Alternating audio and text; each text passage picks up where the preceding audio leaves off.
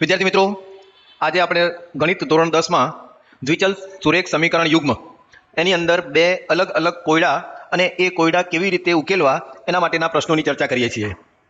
પ્રશ્ન આ છે, નીચેની સમસ્યા ઉપરથી દ્વિચલ સુરેખ સમીકરણ યુગ્મ મેળવો અને ઉકેલ આદેશની રીતે મેળવો. 5 વર્ષ પછી જેકબની ઉંમર વર્ષમાં તેના પુત્રની ઉંમર વર્ષમાં કરતા 3 ગણી હશે. 1 બાય 1 જે પણ વાક્યો છે એ વાક્યો આપણે એક પછી એક વાંચીએ એટલે આપણને ખ્યાલ આવે. પહેલી વાત એ છે કે ભાઈ 5 વર્ષ પછીની વાત છે. જેકબની ઉંમર તેના પુત્રની ઉંમર કરતા 3 ગણી હશે. કેટલી હશે? 3 ગણી હશે 5 વર્ષ પછી. નંબર 2, 5 વર્ષ પહેલા શું હતું કે ભાઈ જેકબની ઉંમર પુત્રની ઉંમરથી 7 ગણી હોય તો તેમની વર્તમાન ઉંમર શોધો. જવાબ જ્યારે પણ આપણે લખવાનો પ્રયત્ન કરીએ, શરૂઆત કરીએ એટલે આપણે શોધવું શું છે એ મહત્વનું છે. એટલે આપણે લખીએ કે અહીં જેકબની ઉંમર વર્ષમાં ધારો કે x છે. ધારો કે શું છે બેટા? x છે. અને તેના પુત્રની ઉંમર વર્ષમાં એ પણ કેટલી છે આપણે કરીએ તો વર્ષમાં એ કેટલી છે? y વર્ષ છે. એટલે એકની ઉંમર આપણે x ધારીએ છીએ તો બીજાની ઉંમર આપણે y ધારીએ છીએ. હવે બે શરતો છે. પહેલી શરતના અનુસંધાનમાં આપણે જ્યારે ચર્ચા કરીએ ત્યારે શું થશે કે ભાઈ 5 વર્ષ પછી એટલે શું થશે? જેકબની ઉંમર કેટલી થશે ભાઈ? x + 5. અને 5 વર્ષ પછી એના પુત્રની ઉંમર પણ કેટલી થશે? y + 5. બંને ઉંમરો એક x + 5 થશે, આ y +. હવે બંનેની વચ્ચે મારે બરાબરનું ચિહ્ન મૂકવું છે તો શું કરીએ આગળ? હવે કે ભાઈ તેની ઉંમર પુત્રની ઉંમર કરતા 3 ગણી હશે. આ ઓલરેડી 3 ગણી હશે. એટલે ધારો કે આનો સરવાળો 5 થતો હોય તો આ થશે 15. તો હવે 3 વડે મારે ગુણવા છે તો કોને ગુણીશું? તો 3 વડે આપણે કોને ગુણીશું બેટા? આ જે ભાગ છે એને 3 વડે ગુણીશું તો બંને ભાગ સમતલ થશે, સમાન થશે, એક સરખા થશે. એનો અર્થ એમ થશે કે માટે x + 5 બરાબર 3y + 15. વિસ્તરણ કર્યું તો શું થશે? માટે x - 3y બરાબર 15 - 5. માટે x - 3y બરાબર 10. આ આપણને એક સુરેખ સમીકરણ મળ્યું. અચ્છા, આ તરફ આપણે બીજું જોઈ લઈએ સાથે સાથે. હવે તમને બીજું જે શરત છે બીજી તમારે નીચે જવાનું, પણ અહીં મૂકું એટલા માટે કે તમને ખ્યાલ આવે. બીજું શું છે કે ભાઈ જેકબની ઉંમર પુત્રની ઉંમર કે ભાઈ 5 વર્ષ પહેલા એનો અર્થ શું થશે કે ભાઈ ધારો કે અત્યારે જેકબની ઉંમર x વર્ષ છે તો 5 વર્ષ પહેલા કેટલી હશે? એમાંથી 5 બાદ કરીએ તેટલી. સેમ વે પુત્રની ઉંમર અત્યારે y છે તો એની ઉંમર પણ 5 વર્ષ પહેલા કેટલી હશે? એમાંથી પણ 5 બાદ કરીએ તેટલી. હવે આ બંનેને મારે બરાબર કરવા હોય તો શું કરે કે ભાઈ 5 વર્ષ પહેલા જેકબની ઉંમર વર્ષમાં તેના પુત્રની ઉંમર કરતા 7. આ ઓલરેડી 7 ગણી છે તો 7 ગણી હોય તો આપણે 7 વડે ગુણવાનું હોય તો કોને ગુણીશું બેટા?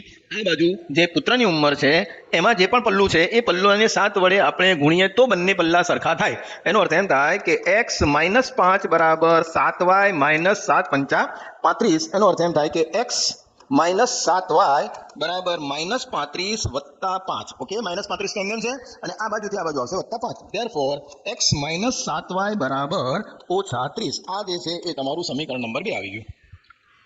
હવે એને આદેશની રીતે શોધવું છે તો આદેશની રીતે શોધવા માટે અહીં શું કરીએ કે ભાઈ x નો આદેશ લઈએ તો x બરાબર કેટલા થશે? 10 + 3y. આદેશ લેતા આવું આપણે લખીએ.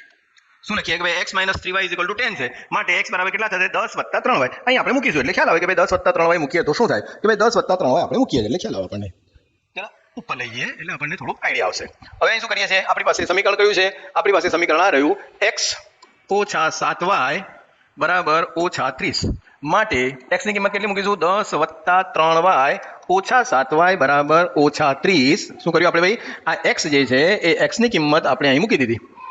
માટે સાદુરૂપ આપીએ 3y અને -7y છે તો -4y બરાબર -30. આ પણ આ બાજુ આવશે તો -10. માટે -4y બરાબર -40.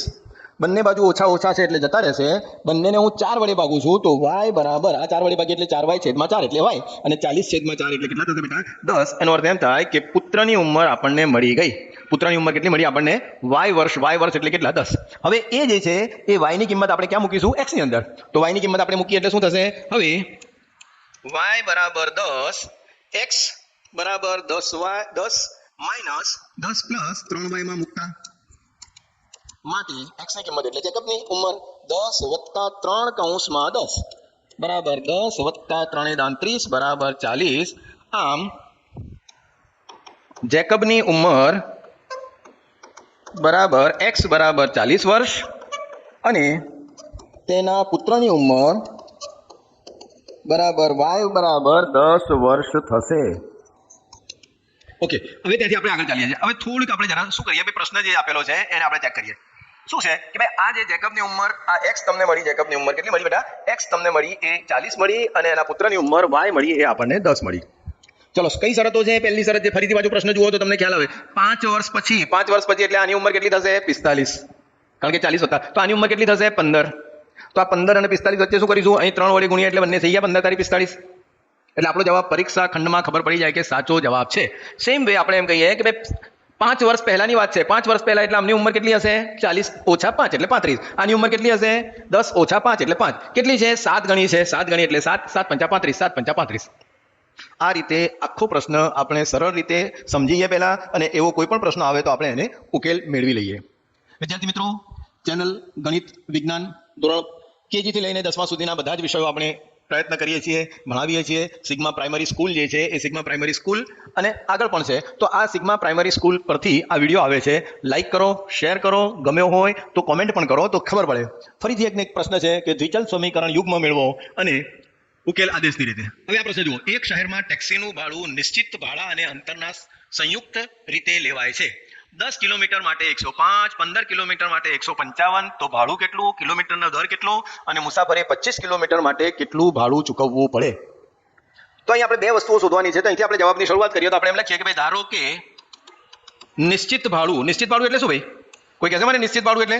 નિશ્ચિત ભાડું એટલે ટેક્સીમાં તમે બેઠા એટલે તમારે x રૂપિયા આપવા પડે. કેટલા રૂપિયા આપવા પડે ભાઈ? x રૂપિયા આપવા પડે. આ નિશ્ચિત ભાડું કહેવાય. પછી ટેક્સીમાં બેસીને તમે ખાલી ઉતરી જાઓ તો તમારે x રૂપિયા આપવા પડે. અને તમને એમ લાગે કે હું 1 કિલોમીટર જાઉં તો તમારે x વત્તા 1 કિલોમીટરના જેટલા પૈસા હોય એ આપવા પડે. 5 કિલોમીટર જાઉં તો x વત્તા 5 કિલોમીટરના જેટલા પૈસા હોય એટલા આપવા પડે. એટલે x તો હંમેશા બધામાં ઉમેરાશે. અને કિલોમીટરનું ભાડું કેટલું બેટા? આપણે એમ કહીએ કે y રૂપિયા. એટલે 1 કિલોમીટરનું ભાડું. કિલોમીટરનો અર્થ એમ થાય કે 1 કિલોમીટરનું ભાડું. હવે પહેલો પ્રશ્ન પહેલો જે છે 10 કિલોમીટર અંતર માટે 105 રૂપિયા. ચલો, 10 કિલોમીટર અંતર એટલે એનો અર્થ શું થશે કે ભાઈ એને x તો આપવા જ પડશે, વત્તા 10 કિલોમીટર, 1 કિલોમીટરના y રૂપિયા. તો 10 કિલોમીટરના કેટલા રૂપિયા? 10y. આ x તો ફિક્સ છે. તમે ટેક્સીમાં બેસીને ઉતરી જાઓ અથવા તો ટેક્સીમાં બેસીને અહીંથી 500 મીટર દૂર જાઓ તો પણ તમારે x રૂપિયા તો આપવા જ પડે. એટલે ફિક્સ. વત્તા 10 કિલોમીટર જાઓ તો એનું ભાડું કેટલું બતાવે છે આપણને? 105 રૂપિયા. એટલે આ આપણને પહેલું સમીકરણ યુગ્મ મળ્યું. બીજું સમીકરણ યુગ્મ 15 કિલોમીટરની મુસાફરી માટે કેટલા? 155 રૂપિયા. એટલે આ x તો ફિક્સ જ છે, વત્તા 15y બરાબર 155 રૂપિયા. આ બે સમીકરણ મળી ગયા. આટલે સુધી પહોંચ્યા તમે એટલે 1.5 માર્ક તમને મળી જાય. હવે આદેશની રીતની વાત છે તો આદેશ શું કરીએ? પહેલામાંથી આપણે આદેશ લઈએ કે ભાઈ સમીકરણ 1 માંથી x બરાબર 105 ઓછા 10y આદેશ લેતા આવડે કે ના આવડે? આવું કે ભાઈ આવું તમે આદેશ લો કે ભાઈ x ની કિંમત આપણે મૂકીએ. તો શું મૂકીને x ની કિંમત મૂકીને આપણે આગળ ચાલીએ? તો કેવી રીતે ચાલીએ છીએ આગળ જરા જોઈ લો. હવે અહીં જોઈએ તો બીજું સમીકરણ શું છે કે ભાઈ x વત્તા 15y બરાબર 155. પણ x ની કિંમત કેટલી મૂકવી છે બેટા? x ની કિંમત આપણે મૂકવી છે 105 ઓછા 10y. બાકી જે કિંમત છે તો આપણે એમને મૂકી દઈએ છીએ 15y બરાબર 155. માટે શું થશે? અહીં આ ઓછા 10y છે, સોરી, અને ઓછા 10y અને સાથે 15y. 15 માંથી 10 જાય એટલે 5 અને મોટી રકમ આગળ વત્તાનું ચિહ્ન એટલે 5y બરાબર 155 ઓછા 105 આ બાજુ આવશે 105. માટે 5y બરાબર 155 માંથી 105 જાય એટલે કેટલા થયા? 50. બંનેને 5 વડે ભાગી નાખીએ તો y બરાબર 10. y બરાબર કેટલા થશે બેટા?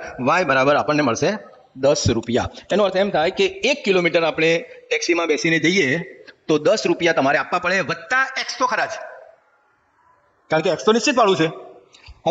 હવે આ જે કિંમત છે શેમાં મૂકીશું આપણે? અહીં મૂકીએ. હવે y બરાબર 10, x બરાબર 105 ઓછા 10y માં મૂકતા એનો અર્થ એમ થાય માટે શું થયું ભાઈ કે ભાઈ x બરાબર 105 ઓછા 10 કૌંસમાં 10. શું કર્યું ભાઈ? આ y ની કિંમત 10 મૂકી. ધેરફોર માટે x બરાબર 105 ઓછા 100 માટે x બરાબર 5 રૂપિયા. ફિક્સ ભાડું કેટલું છે? 5 રૂપિયા. અને 1 કિલોમીટર જઈએ એટલે કેટલા થાય? બીજા 10 રૂપિયા. એટલે 1 કિલોમીટરના 15 રૂપિયા થાય. 1 કિલોમીટરના કેટલા રૂપિયા થયા? 15 રૂપિયા. તો 10 કિલોમીટરના એ રીતે આગળ જાય છે. હવે આગળ પ્રશ્ન એ છે કે ભાઈ 25 કિલોમીટર જવું હોય તો કેટલા?